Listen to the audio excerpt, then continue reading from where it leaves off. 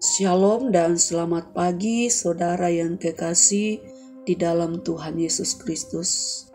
Kita jumpa kembali dalam renungan harian di hari Senin tanggal 28 April 2025. Kebenaran firman Tuhan kita akan baca. Mari kita berdoa. Ya Tuhan, kami bersyukur untuk kasih-Mu yang selalu nyata di dalam hidup kami. Kami akan membaca firman-Mu, Roh Kudus, terangi hati kami agar firman-Mu yang kami baca dan renungkan boleh mengambil bagian dalam kehidupan kami. Di dalam Kristus Yesus, kami datang berdoa kepadamu. Amin. Firman Tuhan yang kita baca pada pagi hari ini, Ester pasal 7 ayat 1 sampai 10. Datanglah raja dengan Haman untuk dijamu oleh Ester sang ratu. Pada hari yang kedua itu, sementara minum anggur, bertanyalah pula raja kepada Ester, "Apakah permintaanmu, hai Ratu Ester? Niscaya akan dikabulkan, dan apakah keinginanmu sampai setengah kerajaan sekalipun akan dipenuhi?" Maka jawab Ester sang ratu, "Iya Raja, jikalau hamba mendapat kasih Raja, dan jikalau baik pada pemandangan Raja, karuniakanlah kiranya kepada hamba nyawa hamba atas permintaan hamba, dan bangsa hamba agar keinginan hamba.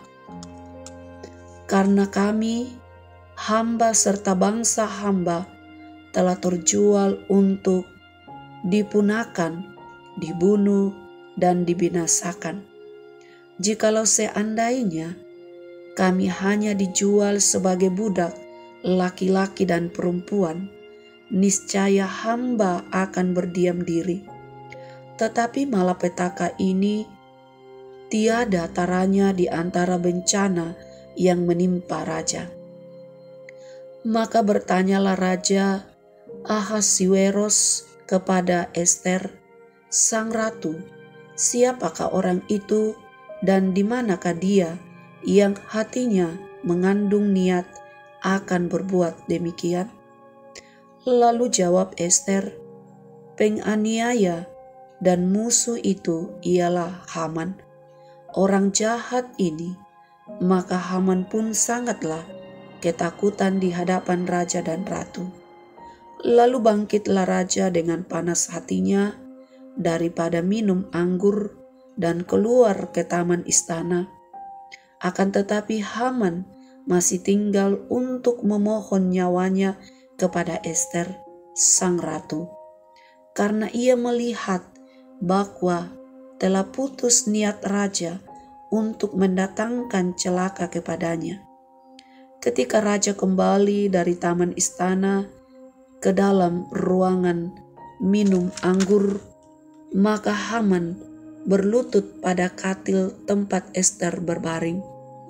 Maka tita raja, "Masih jugakah ia hendak menggagahi sang ratu di dalam istanaku sendiri?" Tatkala tita raja itu keluar dari mulutnya, maka diselubungi oranglah muka Haman.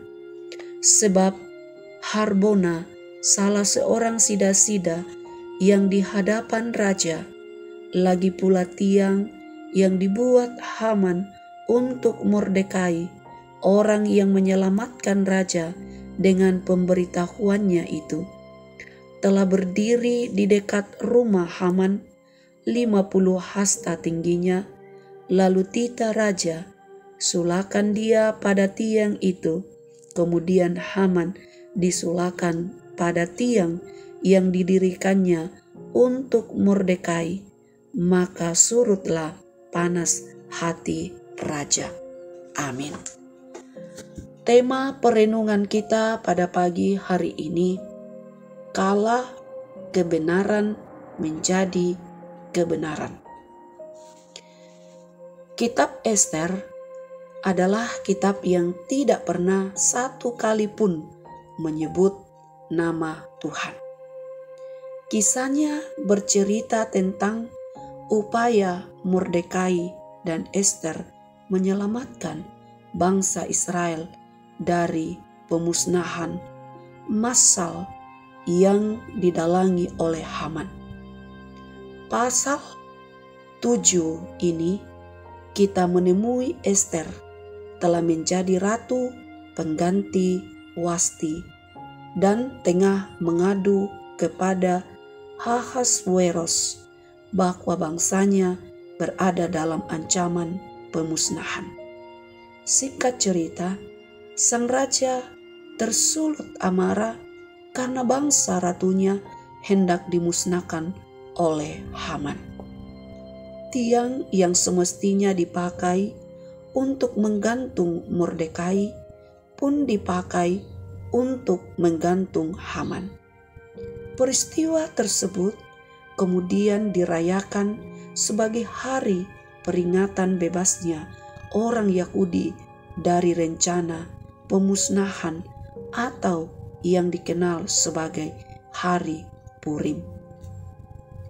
Saudara-saudara yang kekasih di dalam Tuhan, kendati Ester adalah seorang ratu, pada masa itu perempuan tidak memiliki kuasa apapun. Ia tetaplah seorang properti sang raja. Akan tetapi, ia bergumul dan merenung tentang perannya bagi bangsanya.